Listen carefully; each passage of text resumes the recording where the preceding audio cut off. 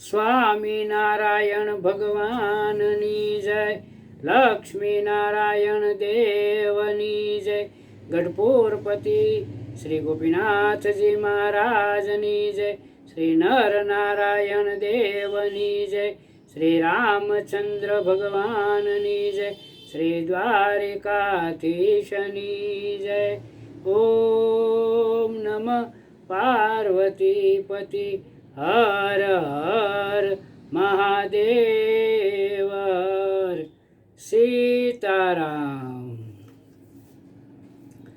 વડતાલ દેશના સ્વામિનારાયણ સંપ્રદાયના અમુક કહેવાતા સાધુઓ ઉંદરડીમાંથી ઉંદરડા અને ઉંદરડામાંથી મોટી ગોહ બની ગયા છે. એ ગોહો જાણે કે મદિરાનું પાન કરી પોતાની સાધુતાનું ભાન ભૂલી ગયા છે. કહેવત છે કે કુકડીનું મોં ઢેફે, મચ્છરનું મોત ઝપટીએ.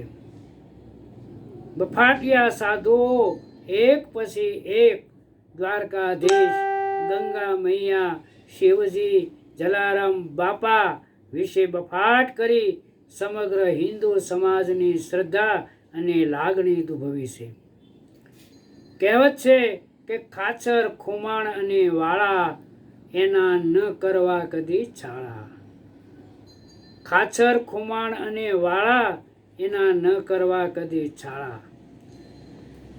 હરિપ્રસાદ સ્વામી નામના એક જેની મતિ મરી પરવારી છે, કુબુદ્ધિ સૂજી છે, અને એને એવો બફાટ કર્યો છે કે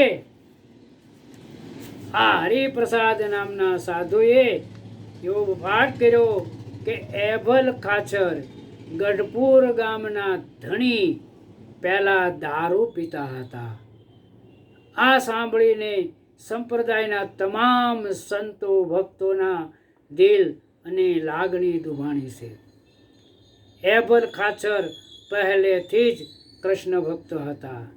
સદાચાર ભક્તિમય જીવન જીવનારા એવા મહામુક્ત સમાન એભલ ખાચરને દારૂ પીતા હતા એવો બકવાસ કરી એભલ ખાચર અને એમના પરિવારનું અપમાન કર્યું છે. એભલ ખાચર નાના દાદા ખાચર પાસે રોજ સાંજે શ્રીમદ ભાગવત શાસ્ત્ર વંચાવતા. એભલ ખાચર એમના બંને પત્નીઓ અને પુત્રીઓ જે જયા ઉર્ફે મોટીબા, લાડુબા, પાંચુબા, નાનુબા બધા બેસીને સાંભળતા. એભલ પરિવાર સદગુણો અને સદભાવના અને ભક્તિમય જીવન જીવનારો, સુખી અને ભક્તિમય જીવન જીવવાવાળો એક સદાચારી પરિવાર હતો. સાધુઓ બફાટ એટલા માટે કરે છે કે એને કાળજે પાણી છે કે ગમે તેમ બકવાસ કરશું તોય એનો વાળ વાંકો નહીં થાય.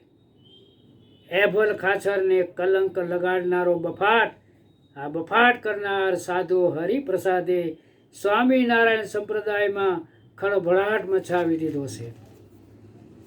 હવે જોવાનું એ રહ્યું છે કે બફાટિયા સાધુ હરિપ્રસાદ સ્વામી સાથે સંપ્રદાયના આચાર્ય અને ટ્રસ્ટીઓ, ટ્રસ્ટના સભ્યો અને હરિભક્તો કેવી કાર્યવાહી કરે છે એ જોવાનું રહ્યું. ખાચર, ખુમાણ અને વાળા આ દરબારો બેન દીકરી, બ્રાહ્મણ, ગાય અને ધર્મ માટે પોતાનું માથું આપી દેનાર અને માથું કાપી લેનાર છે. સ્વામિનારાયણ સંપ્રદાયમાં 20 થી 22 વર્ષથી બોડી બામણના ખેતરની જેમ ખેદાન મેદાન આ સંપ્રદાયને કરી નાખ્યો છે. કોણ પૂછે છે રાપીનો ઘા, એમ મન ફાવે તેમ લૂંટી રહ્યા છે, એમ ન કરવાના કુકર્મો કહી રહ્યા છે અને કરી રહ્યા છે. હવે હદને પણ વટાવી દીધી છે, ધીરજને પણ ધીરજ ખૂટી ગઈ છે. તો વહેલી તકે સ્વામિનારાયણ સંપ્રદાયમાં જેટલા સાધુઓએ લંપટાઈ કરી હોય, સેક્સ કાંડ કર્યા હોય, વળી મોટા મોટા કથાકાર થઈ કથા વાંચવાના પ્રયાસો કરતા હોય એન કેન પ્રકારે સંપ્રદાયના સિદ્ધાંત તોડી મનવસી રીતે વર્તતા હોય એવાઓને આ સંપ્રદાયમાંથી હાંકી કાઢે એવી સંપ્રદાયના જવાબદારી વ્યક્તિઓની ભલામણ છે. જો એક વખત એવા સાધુઓને આ સંપ્રદાયમાંથી ચારે ચોક ચારે આ મંદિરના પ્રાંગણમાં ચોગાનમાં લાવી આખા ગામને ભેળું કરી એના ભગવા વસ્ત્રો ખેંચી અને જો ધોળા પહેરાવી એને કાઢી મૂકવામાં આવે તો બીજો કોઈ સાધુ કોઈ પણ પ્રકારનું સંપ્રદાયને કલંકિત લાગે એવો એક શબ્દ કે કુકર્મ કરવાને સમર્થ ન થાય. પણ આવું કરવાવાળા કોઈ નથી, એટલે આ બહેકી ગયા છે, જેમ ફાવે તેમ કરી રહ્યા છે.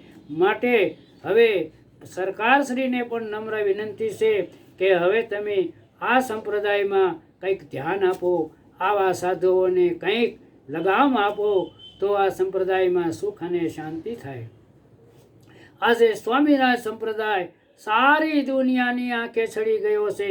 બધા આંખે અને આંખ અને આંગળી છીંધી રહ્યા છે અને કહી રહ્યા છે કે સાધુ આવા હોય, એના હરિભક્તો આવા હોય, ન કહેવાના શબ્દો કહેતા હોય.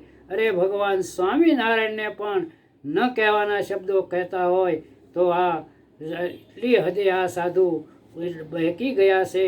તો એને રોકવા માટે પ્રયાસ કરો. એની જે જવાબદારીમાં જે આવતા હોય એ તેઓ આની માટે કાર્યવાહી કરે. સરકારશ્રીને વિનંતી છે કે તમે આમાં ધ્યાન આપો, આવા સાધુઓની સાથે કાયદેસરની કાર્યવાહી કરો. એ જ અમારી સર્વે હરિભક્તો સત્સંગ સમાજ વતી અમે પ્રાર્થના કરીએ છીએ, વિનંતી કરીએ છીએ, અપીલ કરીએ છીએ કે આ સંપ્રદાયને આવા કલંકિત સાધુઓથી બચાવો, બચાવો, બચાવો. જય સ્વામિનારાયણ, જય દ્વારકાધીશ, જય શ્રી રામચંદ્ર ભગવાનની જય, શ્રી દ્વારિકાધીશની જય. ઓમ નમઃ પાર્વતી પતિ હર હર મહાદેવ હર. સીતારામ. જય સ્વામિનારાયણ.